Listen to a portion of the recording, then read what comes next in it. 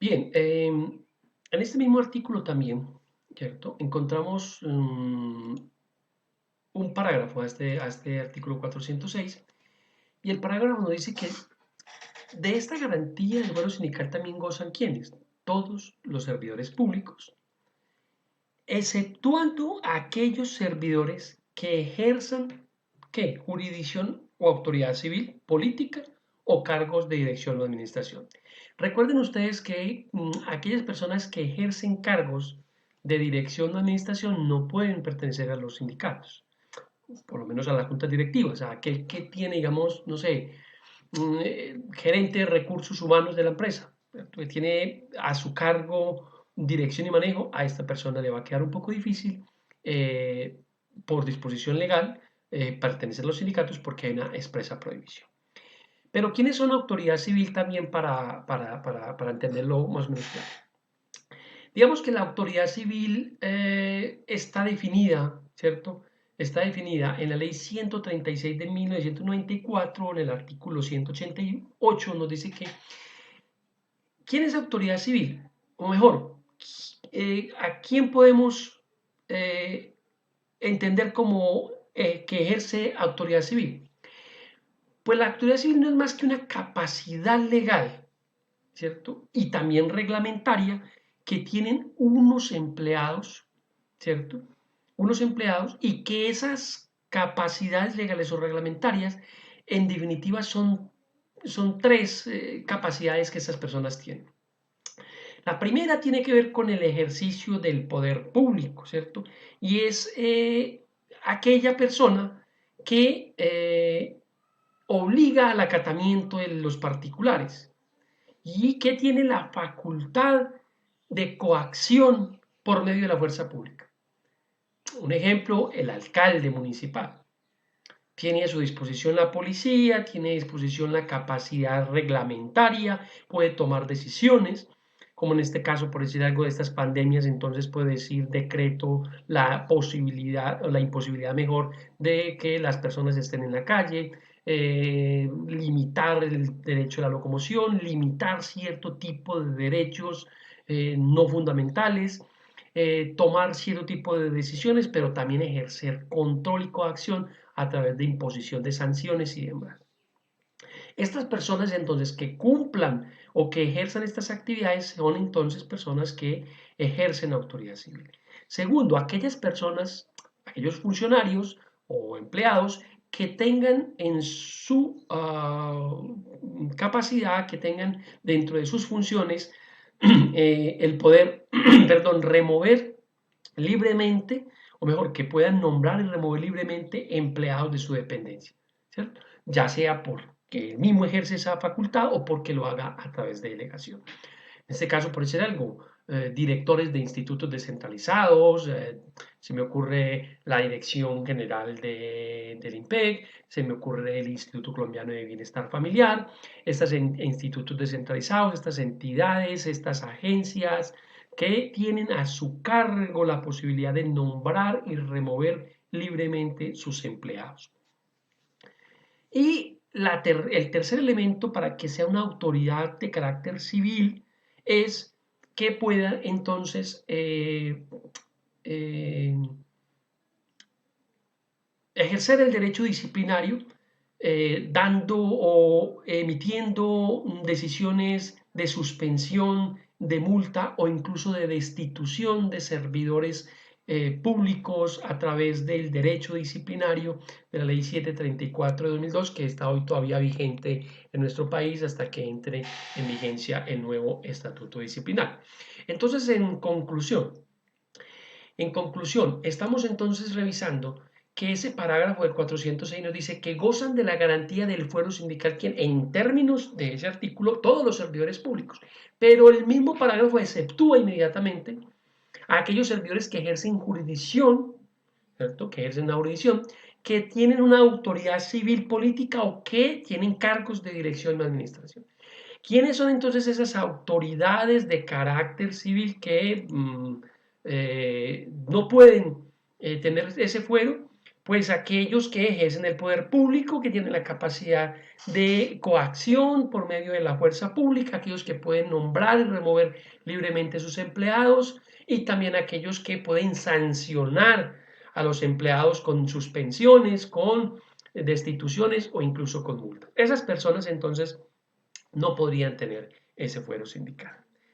Ya digamos, cuando se habla de autoridad política, pues es aquel también que ejerce esa condición de política, esa capacidad constitucional que da el hecho de ser una persona elegida, digamos, por voto popular, como el alcalde, o del mismo modo, digamos, los secretarios, los jefes de departamentos administrativos, no sé, miembros del gobierno municipal.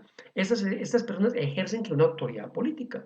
Por lo tanto, entonces estas personas, según este parágrafo, no tienen la posibilidad de qué, de pertenecer a ese o de tener ese fuero sindical o de incluso poder en un momento determinado incluso afiliarse en sí al sindicato.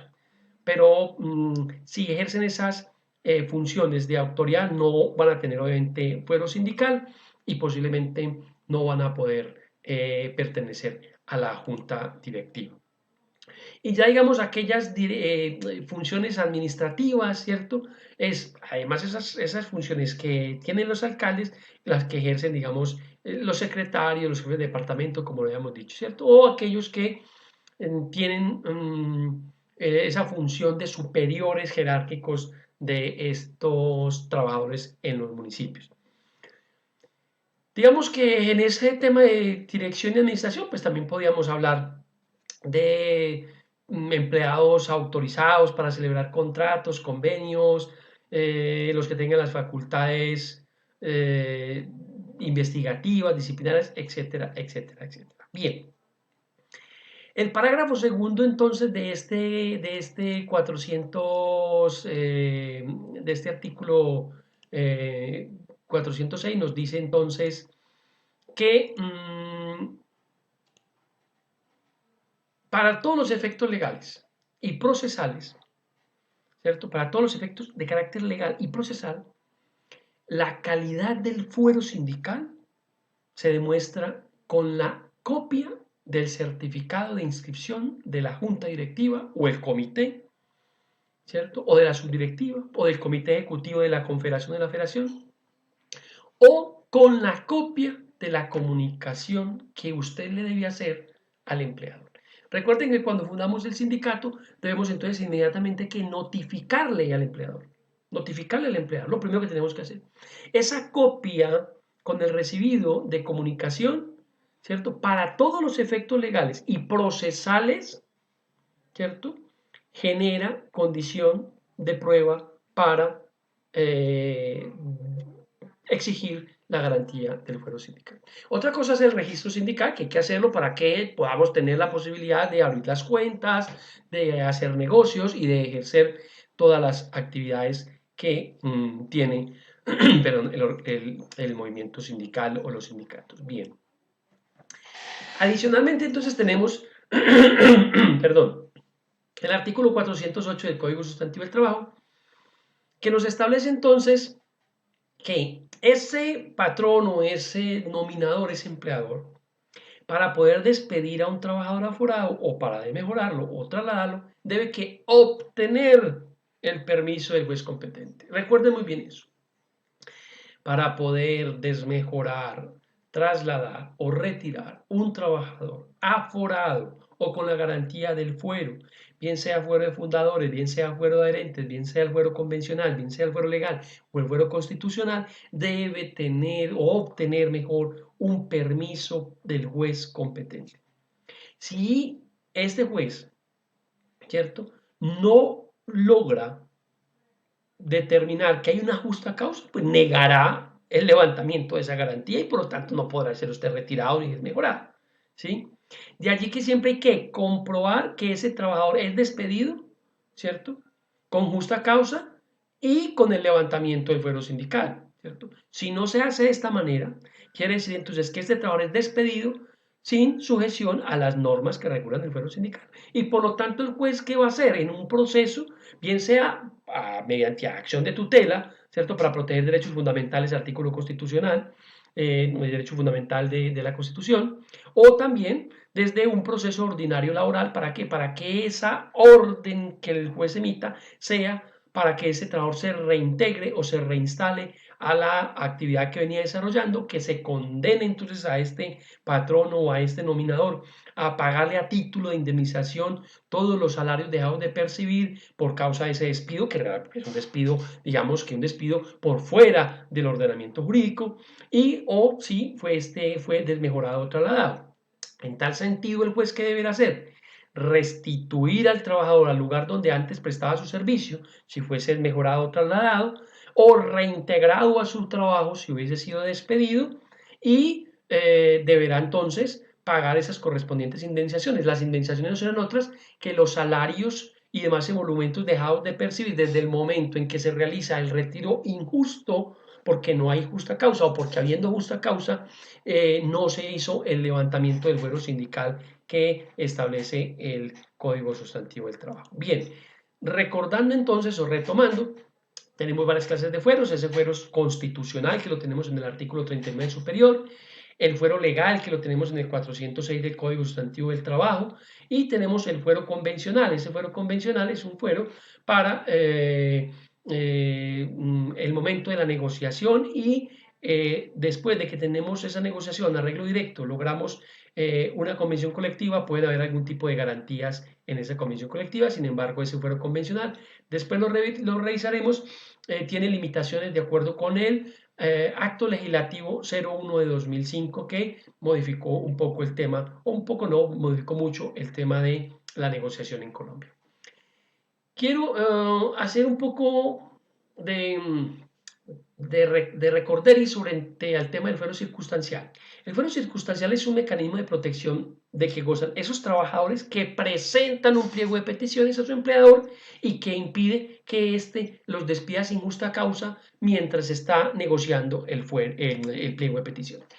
En otras palabras, presentamos un pliego de peticiones, que es una forma que tenemos los trabajadores organizados en sindicatos para exigir o para negociar condiciones laborales con el patrono, y mientras estemos negociando o hayamos radicado ese pliego de peticiones y mientras estemos negociando, no podrá ser despedido ningún trabajador mientras tanto no se acuda obviamente al juez laboral para poder despedir ese trabajador, y menos si ese despido es sin justa causa, ¿cierto?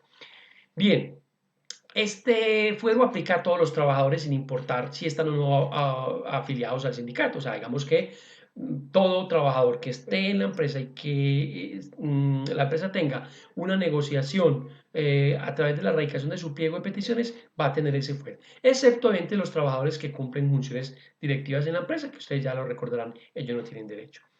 De otra parte, esos trabajadores que hubieran presentado al patrón un pliego de peticiones no pueden ser obviamente despedidos sin justa causa comprobada desde la fecha en que se presentó el pliego, que lo depositamos al ministerio, y durante los términos legales de las etapas establecidas en el arreglo directo del conflicto del trabajo, que lo veremos en la sesión, en la próxima sesión, que es la negociación colectiva.